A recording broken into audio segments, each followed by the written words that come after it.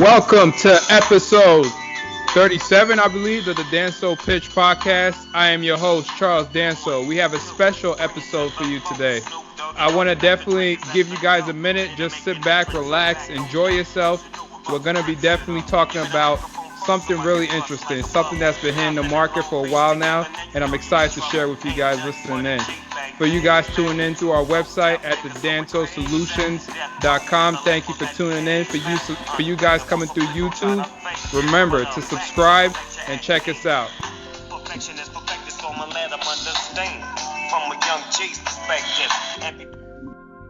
Like I said, good evening, everybody. Good morning, good afternoon, however you're listening. I am your host, Charles Danso. I am the founder and CEO of our main entity, Danso Solutions. I am also the co-creator and host for the Danso Pitch.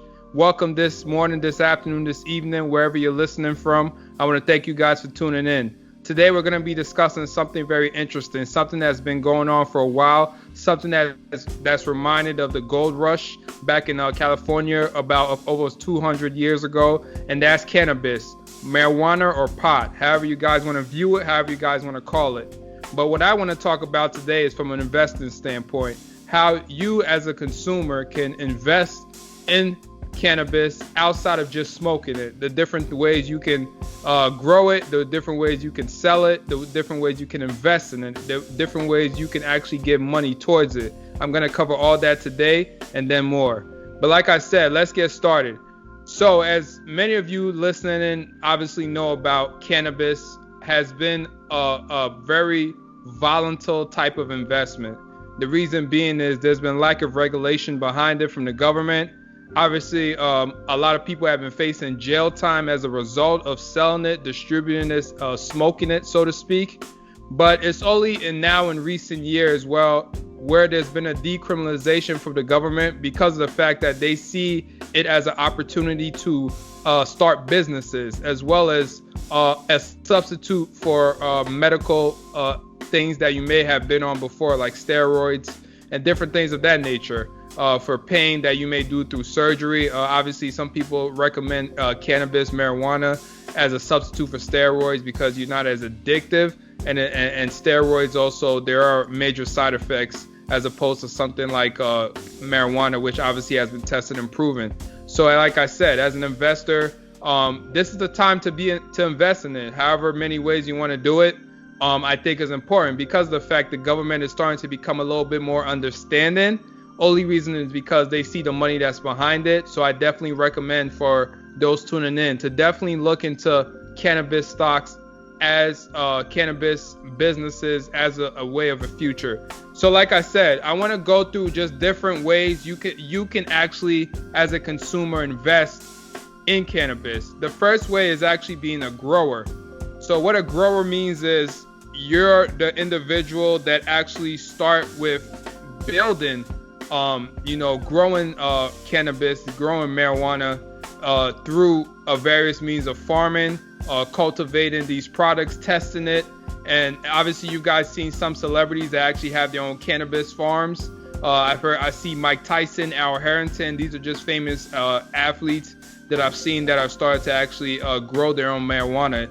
So that's a way to actually look at it. Now, not all states, not all the 50 states you can actually grow in. There, I believe only certain states like California, Arizona, you actually allowed to grow marijuana in. So like I said, I think it's important to do your research.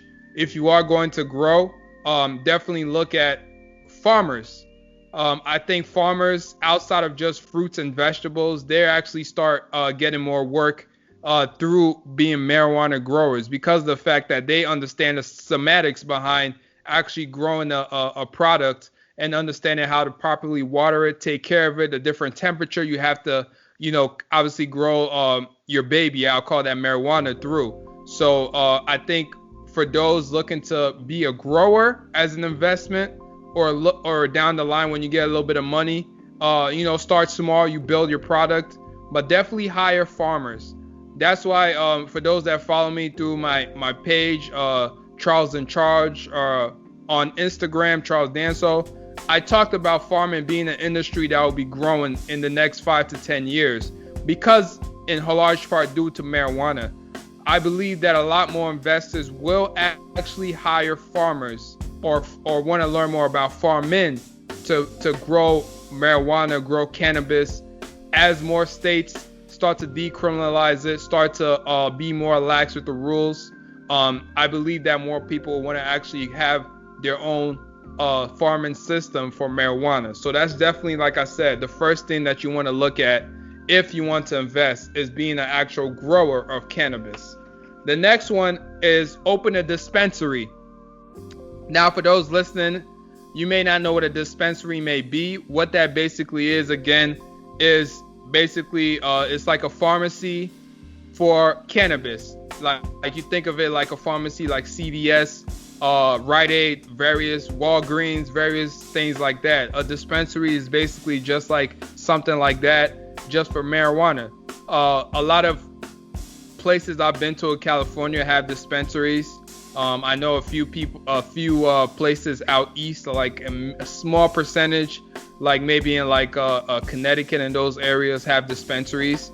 Now dispensaries are starting to become a very booming real estate property for marijuana for a lot of investors, because of the fact that they're open more businesses and obviously giving out more jobs as a result.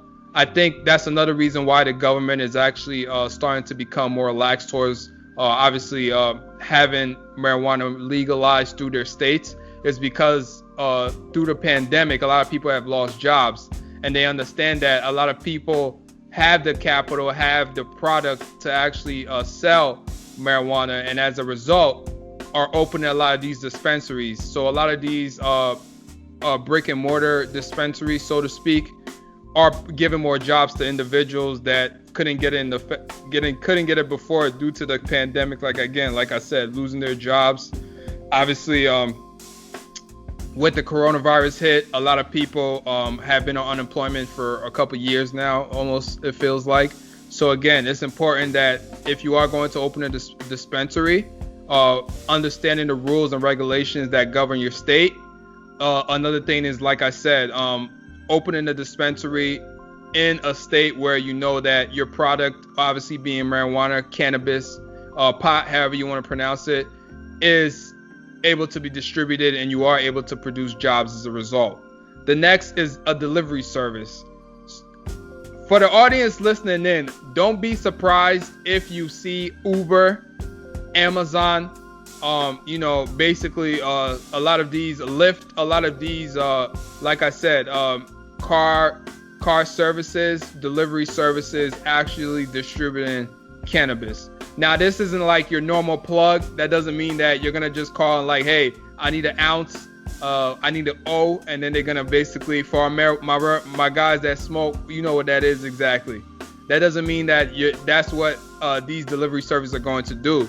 But what that basically can do for a lot of these delivery services, and they will obviously want to invest in, a cannabis platform where you can actually click to get a lot of these dispensaries to deliver towards you. Because obviously, like I said, the transportation business like Uber, Postmates, many of these other delivery services, obviously will eventually want to get in where the money is, and that is in cannabis. So again, don't be surprised if Uber has a little specialty thing when you click their app that actually specifically deals with dispensary delivery. This is for cannabis. Now, again, like I said, it's not going to be a thing like you're going to your neighborhood connect and then you're saying like, hey, I need this amount or whatever the case is. This may be for medical reasons. Obviously, like I said, some people post-surgery, they deal with so much pain. So obviously the doctor may recommend them being on a small dose of cannabis. So again, a lot of these dispensaries as a result can deliver to these hospitals, can deliver to these individuals that are under these surgery, this post-surgery that deal with a lot of these pain, that don't necessarily want to do steroids because of the side effects. Steroids deal with mood swings. Obviously, if you work out, you deal with anger issues, emotional issues. So again, as a deterrent to that, cannabis can be a factor where it calms your pain after surgery. If you're dealing with any medical issues, like you're dealing with high tolerance of pain and you don't want to deal with that. So a lot of these dispensaries will probably partner with these car travel services like Amazon, like I said, like Uber, Lyft, to kind of deliver this for you for medical reasons. Again, like I said, that's very important for the audience listening. The next is a contractor. Now, what a contractor basically does is, like I mentioned, you actually building real estate. You're building basically, like I said, if it's a dispensary, if it's growing your own farmland where you can obviously build like a building to kind of a greenhouse, so to speak, to kind of grow your cannabis product, whatever the case is. Hiring a contractor could be important. Contractors are electricians. They're individuals, like I said, you need someone that understands how to build blueprints for your real estate project. Just having someone that can oversee your vision as to what store you want to build, what greenhouse you want to build, whatever the case is. Hiring a contractor, that's more business for them, because obviously contractors are self-employed. So a lot of these, and they hire people as a result. So again, due to the pandemic, a lot of people have suffered business, even contractors that build homes, whatever the case is, so they can look at building businesses as well, because contractors do make a lot of money to building business sites, because of the fact that they get a certain stipend that's a little bit higher, a certain budget, however you want to pronounce that, as opposed to individual homes. So again, with a lot of people obviously looking to get into this business of cannabis, they will want to hire these contractors to help build out their stores, whatever their storefronts, whatever the case is. So again, that could be very, very important and crucial for any contractors out there. So if you know any electricians, like I said, if you know any construction crews, if you know anybody that may be looking for work, if you are one that's listening, I definitely recommend looking and doing your research to find out who's interested in building a business that deals with cannabis. The next will be a trimmer and bud tender. Trimmers clean up the buds and make them pretty before sale. So basically, anybody that's going to a dispensary, if you're picking out a certain product, a certain amount that you're looking to you basically purchase of marijuana, this is what trimmers do. It's like thinking like a florist, like you cutting up like your plant, making it look all pretty. That's what basically trimmers do. They cut it up, make it look nice. They tenderize it for you. So you know when you smell it, the fragrance even smells great for you, for those that smoke. So again, like I said, having a trimmer is somebody that does this. A lot of trimmers it's a need-based business, believe it or not. Even people that are growers of marijuana, they hire trimmers because of the fact that you want to cut, like I said, a certain way your plant, you want to make it look nice, want to make it look presentable, because it is still a business. And obviously, as a business owner, product placement is very important. So again, what that means is, again, you want to make sure your product looks nice, it looks presentable, it looks decent, it's bagged up nice for you. It has the right way it's cut. You get a certain amount that you want. You're not paying more than you need to. You're not paying less for something that you basically purchased for, that it obviously costs more, whatever the case is. So again, it's important that you have a trimmer that does this. Again, and a bud tender, again, is somebody that just kind of, like I said, just takes care of the marijuana, that basically grows it for you, helps grow for you, because obviously as a business owner, you're dealing with so many things. You're dealing with the legal side of things. You're dealing with the capital raising for your business. So you don't have all that time to basically just tend to your product each and every day. So you hire people like this to basically take care of that for you. So again, this is just added employment for people that are looking for work, people that love to be in this business of marijuana, that want to learn more about it. Like I said, these are your employees of trimmer and bud tender. The next piece is device maker. So a device maker is somebody, like I said, what are you smoking this out of? These are people. What are your grinders? People that grind the marijuana for you. The glass, if you're using a glass smoking device, obviously we know what that is. I don't need to get into that. When you're smoking your shit, so to speak, or your baby, so to speak. Device makers are people that build more innovative ways to smoke. quicker ways to get the high for those that are interested in that, obviously.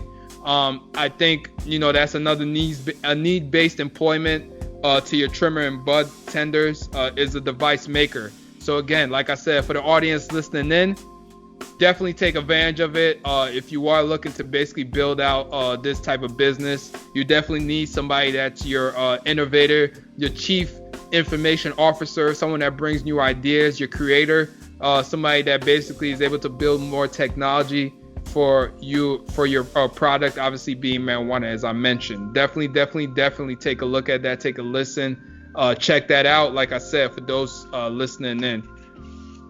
The next one I want to talk about is an online entrepreneur. Now, being an online entrepreneur is a great example of how legal weed gave someone a chance to create an entirely new business. Online entrepreneurs, like I said, this is just individuals that are looking to get into this market of cannabis. They're looking to start their business. They're starting to basically build more as more states start to deregulate a lot of cannabis smoking and so many things of that nature. Being an online entrepreneur, I believe in the next 5 to 10 years, about 80% of the 50 states will have marijuana legalized. So this means that more businesses can be started as a result. Being an online entrepreneur, you can build your business as a result. This is more money coming in for you. This is the government getting their cut, a la the IRS. The IRS is part of the executive branch, for those that don't know. So what that basically means is the IRS is basically like the president's personal accountant, quote unquote. So what that means is they're the ones that basically are going to get a percentage of these new businesses getting basically cut out and basically started, so to speak. And again, as a result, you're gonna have to pay taxes, and the taxes are then reused for a lot of our infrastructure in the country, for building new highways, new roads, education, all that. This all comes from your taxes. So with building more cannabis-based businesses, the government sees that as a plus because they can tax. That's another thing they can tax you with. And obviously, as an entrepreneur, that's more business. So obviously, that's just another stream of income you can create being an online entrepreneur.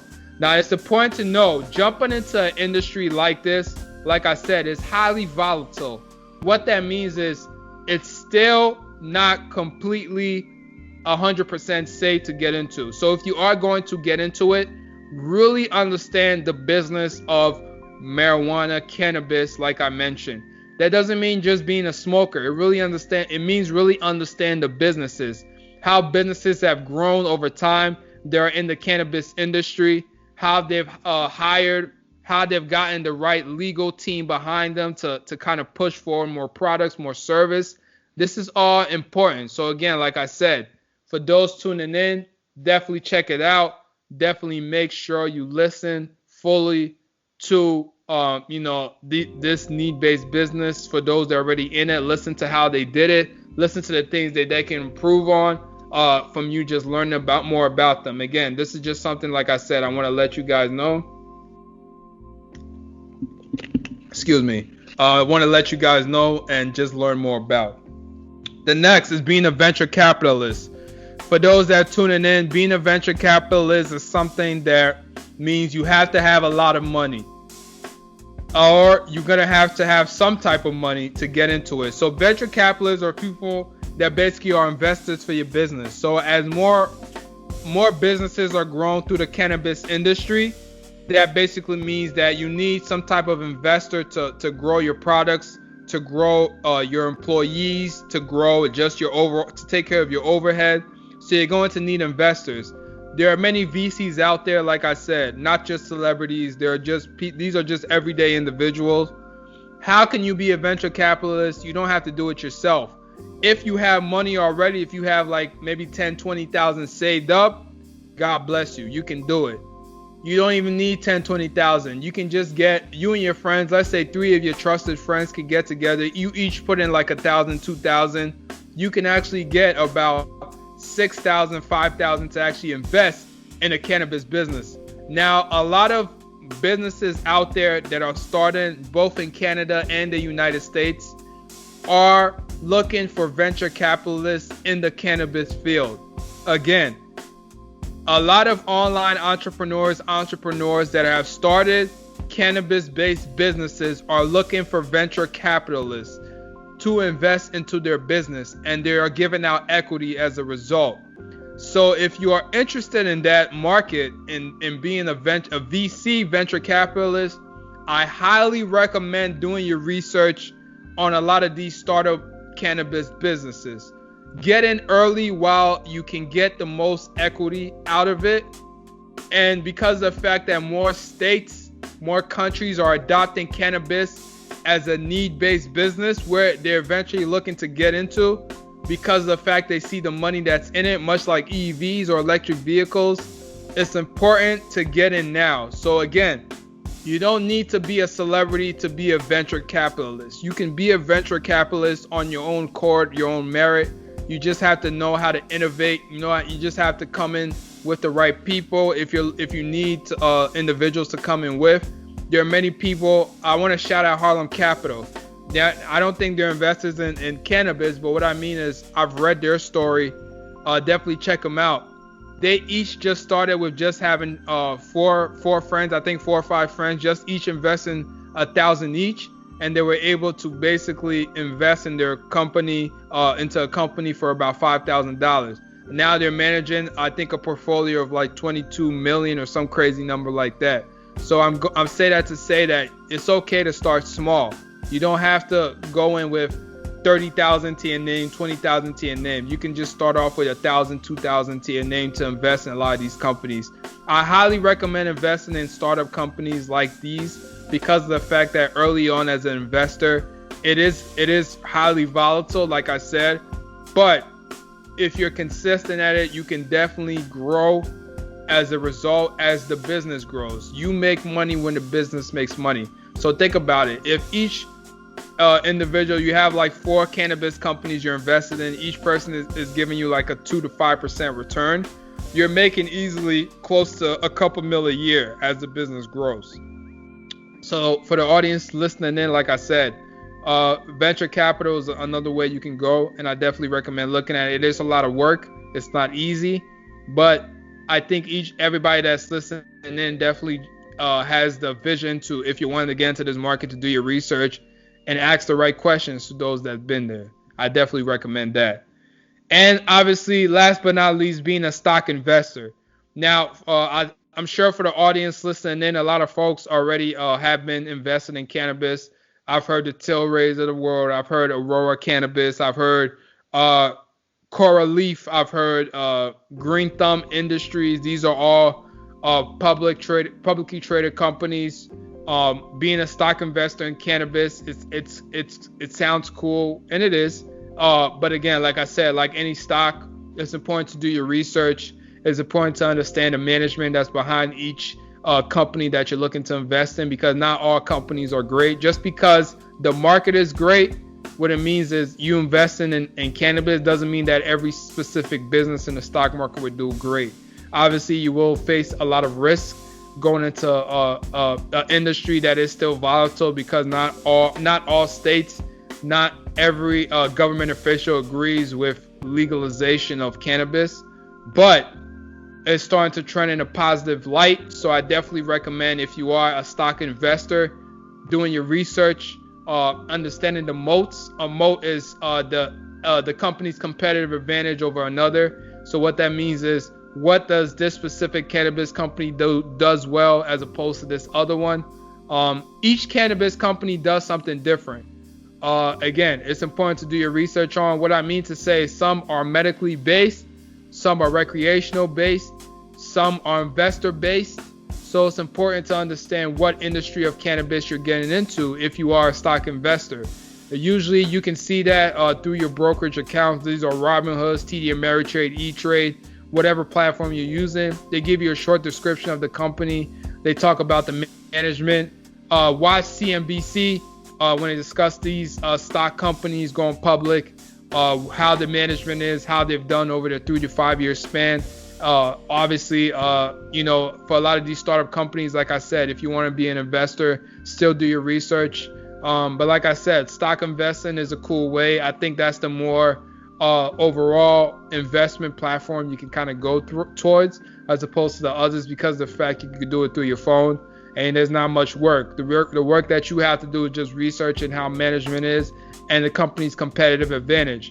But like I said, if you are looking to be a stock investor in the cannabis industry, definitely take a look. Like I said, check it out. If you have any questions, I know as much as I know, which is about 60% of the industry. So you can reach out to me or reach out to somebody that you may know that's already a stock investor that has seen the gains and losses, and they can give you insight into how that industry is. I think, again, what I wanted to give today and was just kind of give you an insight into the next booming industry, and that's cannabis. Much like electric vehicles, cannabis is highly volatile. It's a highly volatile industry, but it's an industry that can see massive gains in the next 3 to 5 years. I do believe, like I said, at least 80% of the country will have regulated cannabis or marijuana in the next, decriminalized it, however you want to say it, in the next 3 to 5 years. And I do believe this is an industry that's going to grow. I see more entrepreneurs being built out of the cannabis industry. I see more hospitals using it for the medical reasons. I see more, like I said, government making more profit from this. So like Bitcoin, get in early. It's still volatile, so this is important to get in. Do your research. Like I said, ask questions. Understand the company's competitive advantage. I gave you a breakdown of the various ways to be an investor. It's just not a stock investor. You can be a grower. You can be an employee, a trimmer. You can be a device maker. You can be so many other things. You can be an online entrepreneur, venture capitalist. So many ways you can get into the cannabis industry. Like I said, definitely check it out. Reach out to me with any questions. Again, that's at Danso Solutions on Instagram. Like I said, this is an industry that's growing. I myself am invested in it. I myself do research on it as much as I can, because that's the only way you're going to understand a product or service is doing your research on it. You just don't go into it without any information behind it. You don't go into a negotiation table without having leverage. The most important thing in business is having leverage. So before you start this business, before you invest into this business of cannabis, do your research, ask the right questions. Don't be afraid to fail, because you probably will fail. Like I said, this is a highly volatile business. In any business, you're going to fail, but you're also going to succeed. But how you succeed is you stay consistent. Staying consistent is the way to grow a business, to grow as an investor. Warren Buffett, we know about his wins, but a lot of people forget his losses. He still loses to this day, and he's been in it for over 50 plus years. So again, it's important to understand that if you are going to invest, just know that there are wins and losses that's tied to it. But this is a growing industry. Cannabis is an industry I love, much like Bitcoin. I'm a big proponent in it. I want to be a great investor in it. I ideally want to make that at least 20% of my investment portfolio in the next 5 to 10 years is in cannabis. Now, I'm not saying that you have to do the same, but I'm just saying it to make a point to say that this is a growing industry, and I love talking about it. I'm so excited to just discuss more about it again. Again, this episode, like I said, will be available on our website at dansosolutions.com/podcast. I will provide a link on Instagram as well as on the actual YouTube page. Our YouTube page is at Danso Solutions. Subscribe, please. Recommend this episode. I believe this is episode 37. If I did get that wrong, I apologize. I definitely gotta hire some more folks to kind of manage this for me, but in due time we will. But like I said, this is the cannabis industry. Definitely take a listen to this episode. Take notes. Reach out to me. Charles Danso. Again, I'm at Charles in Charge. That's my Instagram hashtag. tag, so to speak, my handler, however you say it. I'm also one of the managers on Danso Solutions, the Instagram page. Thank you guys. Enjoy the beautiful weather. And I look forward to checking you guys out in the next episode. Take care. Again, we're on YouTube and the Danso Solutions website. Thank you guys.